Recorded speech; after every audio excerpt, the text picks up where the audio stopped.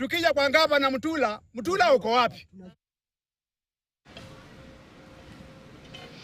Wanachama wa chama cha ardhi cha Keekonyokie Trustland huko Ngong, Kajiado Magharibi wanawakashifu baadhi ya machifu na wanasiasa kwa kuwatishia na kupanga kuvuruga uchaguzi wa viongozi wa shamba hilo la kijamii. Uchaguzi huo uliratibiwa kufanyika tarehe 25 mwezi huu baada ya mahakama kutoa mwelekeo uchaguzi ufanyike chini ya siku 90.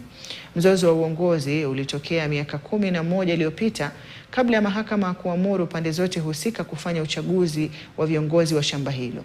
Shamba hilo la kijamii lililoko Kibiko Ngong la ekari 2800 na lina thamani ya mabilioni ya fedha.